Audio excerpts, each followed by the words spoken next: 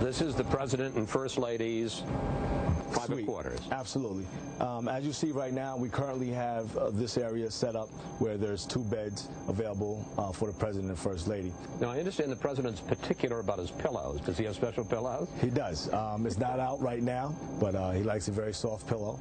And you've got it. We have it. That's we most good. definitely have it. It's a touch of a button, and they will go down.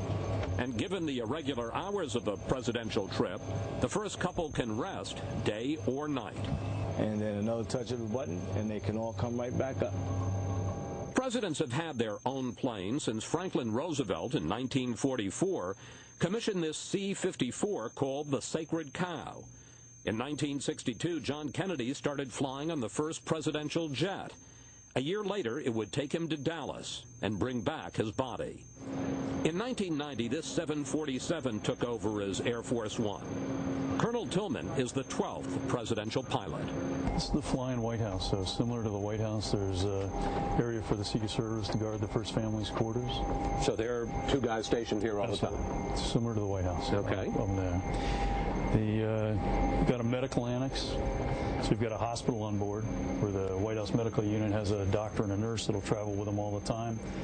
And we've got medical equipment to go ahead and stabilize the President, and then we can get him to a hospital if necessary while we're flying. Next, Tillman took us to the President's conference room, originally designed as the Situation Room, but now used for meeting with staff on the plane or around the world. The President will sit right here. He's got the communication he needs to direct the nation as necessary, but he's also got the capability of a 50-inch plasma screen up top where he can actually do video teleconferencing. One thing we learned is there's a dividing line in the plane. In the forward section, the seatbelts have the presidential seal, denoting that area's special status. We'll move out of the White House. The tan carpeting is what we consider the White House, and then we'll move into a guest area. When we get to the blue carpeting, we're out of the White House. Yes, sir. Colonel Tillman took us to the area where guests sit. But in recent years, it's also been used to carry the remains of former presidents to the nation's capital and then back home. This area is set up for the President that has fallen will lay in state back here. So the chairs will come out, the table comes off, the table right there comes out, and then the casket will lay in state right here. But we'll take care of the President from basically in office to when he lays in state. The Air Force One will take care of the President. For like Nancy Reagan and President Reagan, we made the front of the aircraft exactly the way it was when President Reagan was president. So we pulled out the President Reagan's Air Force One jacket. We had Nancy Reagan's jacket. We put them on the chairs up front with the books and the candies and whatever, just to make them at home. Finally, it was time to head upstairs. This is the communication suite, so the backbone of the aircraft. So all the phones that you see on board, everything connects up into this area. How many phones? About 87 phones. So basically on one side is all the phones on the jet. On the other side are phone lines that they have available, so they're just plugging and playing. Now, what's the difference in color over here on the right? The normal communications are in the gray, and then the red is for basically once we want to make a classified call or a secure call for the President or any of the staff, it's available to them. Colonel Tillman then took us into his office, the cockpit of Air Force One, where he has been an eyewitness to our nation's recent history. I was with President Bush on September 11th in 2001. Tillman bristles at stories. Mr. Bush was reluctant to return to Washington after the attacks on 9/11. Many thought he might have been running around the United States, and that wasn't the case. We as the military were protecting him. The President wanted to get back to Washington right away to lead the country, but he was leading the country on Air Force One. In fact, the colonel was so worried after the initial attacks, he had Air Force personnel guard his cockpit.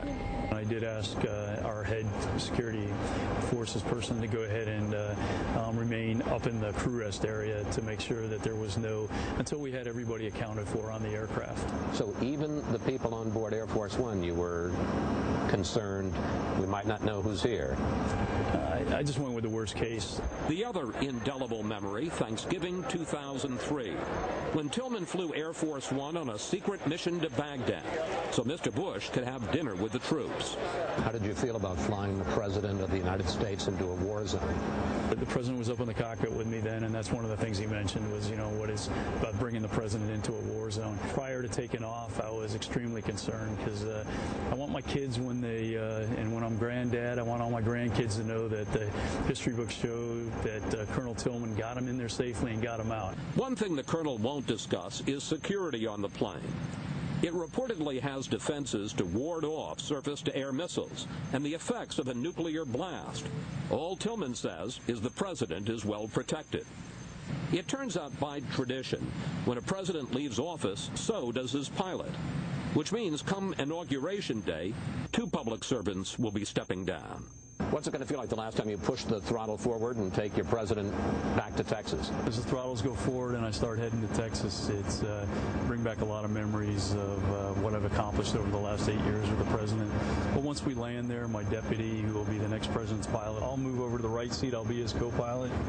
My name tag will come off. His name tag will come on. And it'll be truly an honor for him and truly an honor for me to have served President Bush. And we'll have some final thoughts about our time on Air Force One after this break.